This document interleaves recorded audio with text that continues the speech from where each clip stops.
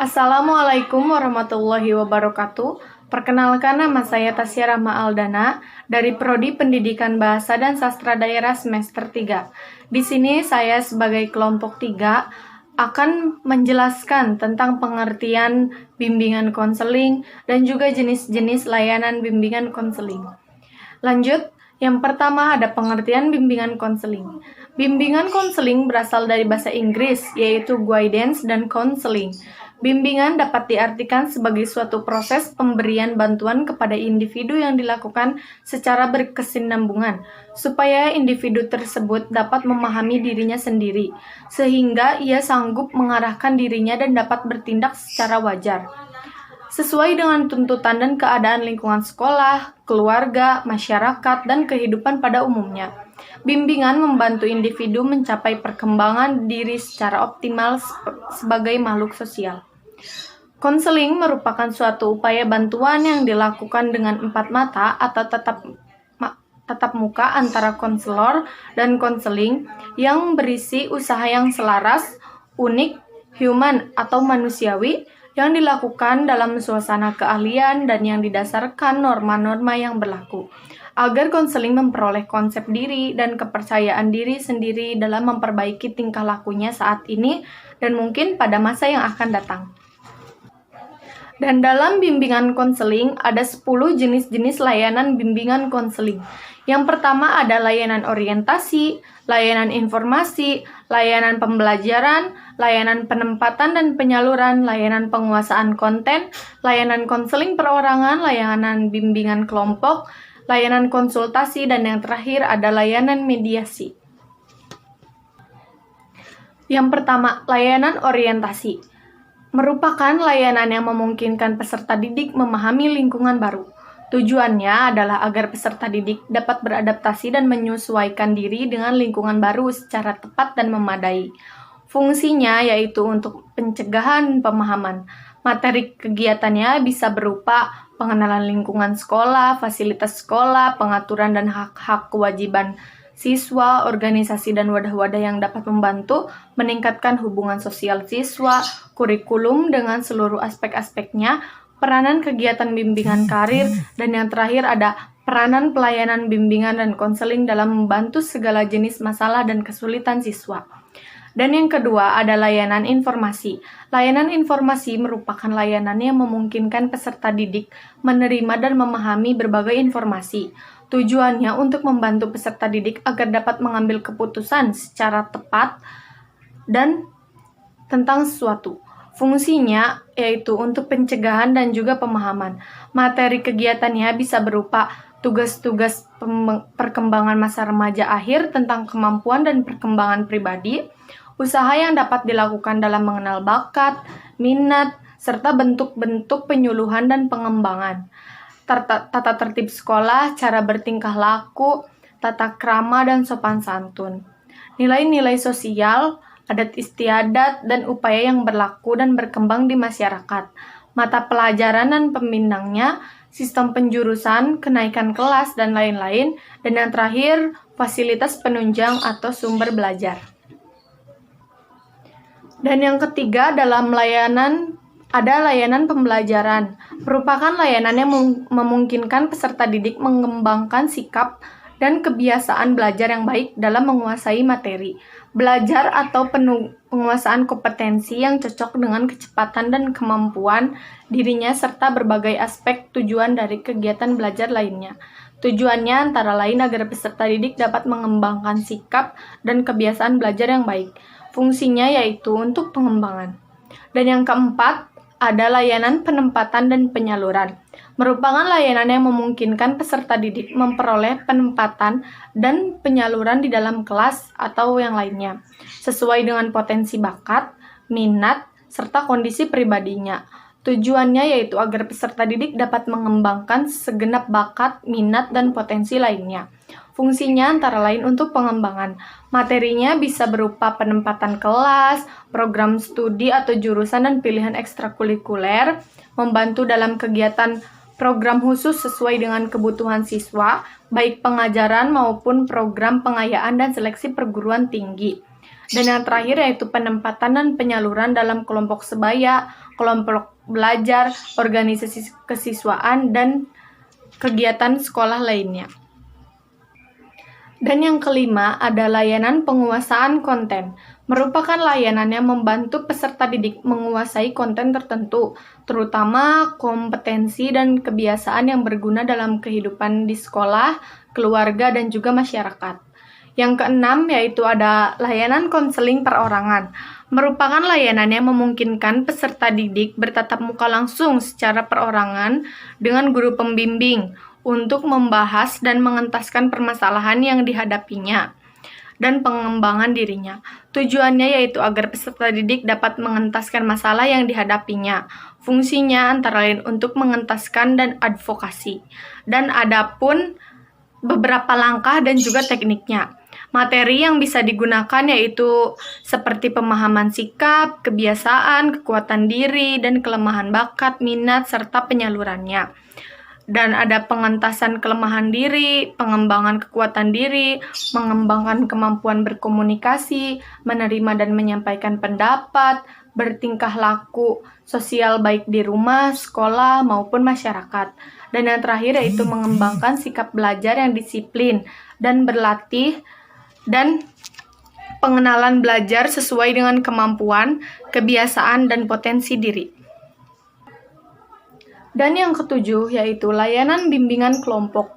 Merupakan layanan yang memungkinkan sejumlah peserta didik secara bersama-sama melalui dinamika kelompok memperoleh bahasan atau topik tertentu untuk menunjang pemahaman dan pengembangan kemampuan sosial, baik sebagai individu maupun sebagai pelajar.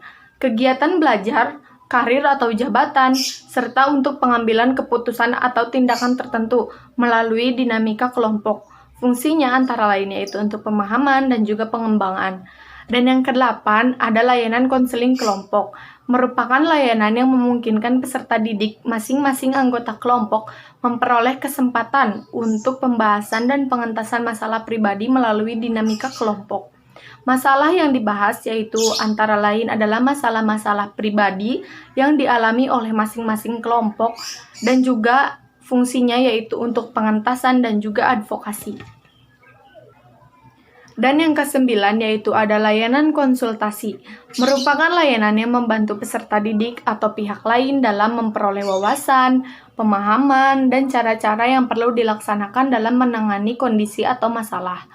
Pengertian konsultasi dalam bimbingan konseling adalah sebagai suatu proses penyediaan bantuan teknis untuk konselor, orang tua, administrator, dan konselor lainnya dalam mengidentifikasi dan memperbaiki masalah yang membatasi efektivitas peserta didik atau sekolah, konseling atau psikoterapi, sebab konsultasi tidak merupakan layanan yang langsung ditujukan kepada klien, tetapi secara tidak langsung melayani klien melalui bantuan yang diberikan oleh orang lain. Yang terakhir dari jenis-jenis layanan bimbingan konseling yaitu ada layanan mediasi. Layanan mediasi merupakan layanan yang membantu peserta didik menyelesaikan permasalahan ataupun perselisihan dan memperbaiki hubungan antar peserta didik dengan konselor sebagai mediator. Terima kasih. Assalamualaikum warahmatullahi wabarakatuh. Saya Dedeh Kurniasari dari Prodi PBSD semester 3 akan melanjutkan materi yang telah disampaikan oleh Tasya Rahma Aldana. Untuk materi selanjutnya mengenai prinsip-prinsip bimbingan dan konseling.